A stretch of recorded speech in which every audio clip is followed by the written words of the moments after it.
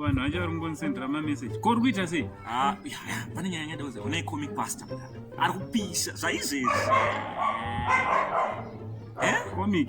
atorira comic ari kurira zvavo but ngaraka handisi kuda unyepera naiza iri pamberi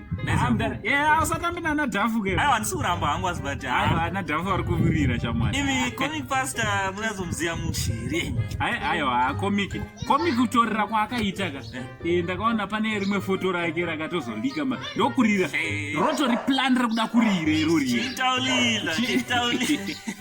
aiwa mukuziva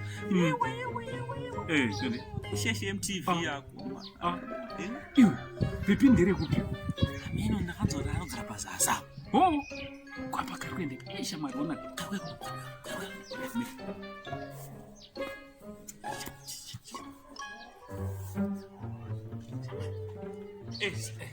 ko ndepi sister hello ndepi Mnifanire mkwashi.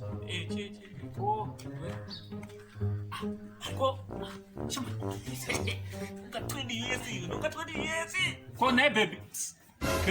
mira indrundo mata shamwani baby wadonidza ka wana ka Mukude mkwasha seneneni enzwa ka listen wadonidza mari yako sandati wadonza ndeyako aisi yako iri mari no ndeyako yato meita basi sure manje ona unga usingadotaura neni manje aiwa waita hapo ndimuna anonamata waita basi bye coach chinipa ka phone number chiti aiwa bye please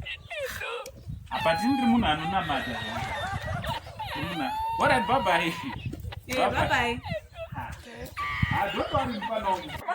mano 20 US aiwa muningina indinonama anditi makumpa airasa kamaona airasa ma but inzwa ka semunhu anonamata ka indiri munhu akatendeuka anditi kufa norumuko rwaKristu unoruziva here muningina ona ndoda tocheka kwamabva nhasi ayo but ndopa friendship off nendava iyi kundambira nyaya yekuva munhu akarurama kufa nokumuka aiwa kufa ndoezvati hatina tikusara tagara pamatombo pamdara tichifunga kaplan rekuti totsvaga sei mari nezvana comic pastor hatina mari rineza bhunga tichiona kuti vari kuitawo sei mari aiwa saka tamuona kamuridzi wachondosheshe yaramba kuti daira pataidedza ko zvine basa here unonamata here kufa nokumuka kwaKristu wakambokunzwa tikutambura kwatiriita saka aiwa usatomboya kumba kwangu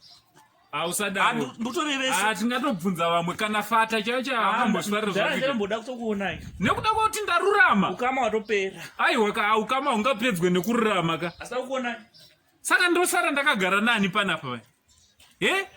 aiwa usadaro ka munin'ina uya titambe tese